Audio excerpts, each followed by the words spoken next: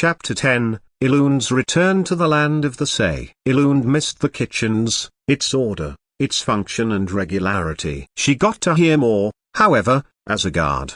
How the Briton King Lot, in his northern kingdom had repelled the Sais on the eastern shoreline. How Rati had been overcome by Sais, Bayard's brother controlled the Lin area and, as such, the farming of rye. And, as such, the price of bread and ale. More rightly, it was Aaron who heard the most, and would sit at night together in the guardhouse, picking over the gossip. Aaron was a Briton too, who had gone with Bayard's party to Camelot and, like Eluned, was one of the few who had chosen to return to Mercia. Eluned had walked beside him from Camelot to Amwythig and they had talked. Aaron had talked. He was a born talker, about everything from the land and the seasons, to the weather and the land and the people and the stories. Aaron was a storyteller. Losing his family had thrust him in the direction of indentured work of blacksmithing, learning say from the old man who worked on the very boundary between Loegr and Cymru using Welsh to drum up business,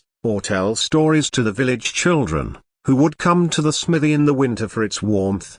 But when his master had died, the son had taken over the smithy, with poor skill and talent, and had driven Aaron out to tramp the land for hand-to-mouth subsistence. Eluned recognized herself in Aaron's story, although he told it with passion and with humor, with humility and life. He could take any story and make it enthralling, something which Eluned had found herself admiring.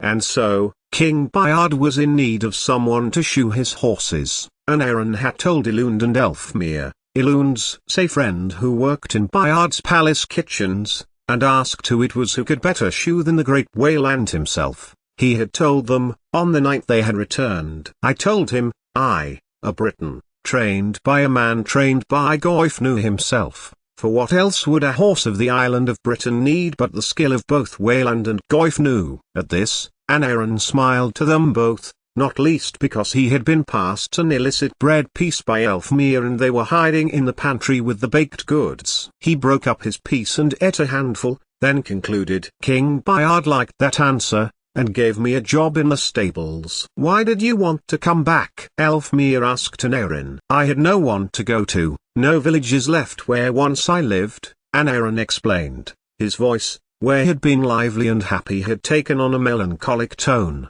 The Saxon, Eluned murmured. The Saxon? Elfmere repeated, his eyebrows frowning quizzically. You were not in Wales, Eluned told her friend. We were all told of the Saxon as we grew up. She looked across to Aaron, who took up the tale. The Saxon salts your land so your crops will not grow. He steals your babes and drowns them in ditch water, or leaves them out at midsummer so they become changelings. He leaned towards Elfmere, and grinned horribly. No one knows his name, or where he will strike next. But, with all certainty, he will strike, and it could be your village. He inched closer to Elfmere's face. Your kin. Elfmere's mouth began to fall open. It could be you. Ah! Elfmere shrieked. Aaron laughed, and Eluned smiled at the joke. How lucky she was to have friends like these, here, in Bayard's kingdom. To have a good job and a full stomach and somewhere warm and dry to sleep.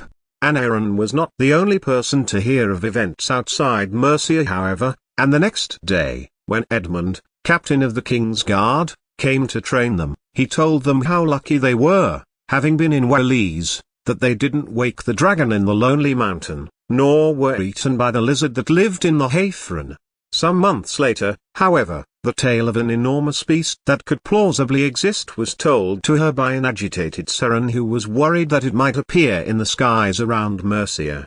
It attacked a town and north, in King Lot's kingdom. It attacked the Gododin as they fought hide as Saxons. Eluned reassured Seren that, should it come to Mercia, the guards and the knights would defend the fortress. And then, at a time 6 months after their return from Camelot, and the winter solstice was nearly upon them, news came that the king and his daughter would be heading to the furthest south of the island of Great Britain, to Cornwall. Eluned was woken one morning with the captain shaking her awake with the information, and that she was to go immediately to the throne room to see King Bayard. Why? Eluned asked, sleepily. You'll know why when you get there, the captain told her, bluntly. He was right. After a few cursory questions in the proto-dawnlight, where the colors of the throne room were barely developed, King Bayard told her that she too would be going south. "My daughter needs guarding," he told her on her way to her betrothal. "I have decided you will do it." "Yes, sire," was Eluned's answer. Some while later, once the guards were on the battlements and Eluned the guard couldn't possibly have heard, Bayard called his chief advisor. "You heard the boy's testimony. What do you believe?" The advisor shifted his weight between his feet, and looked down at the parchment in his hands. Like any bureaucrat, the advisor liked two things: a large volume of information, and time, preferably infinite of each. He had precisely a week and access to the scant records that Bayard kept with the Merlin records. "If he is the lost prince, and the information you gave me was accurate," Bayard cleared his throat and nodded, "then that boy who stood there before you at dawn this morning," the advisor advised, "is your son."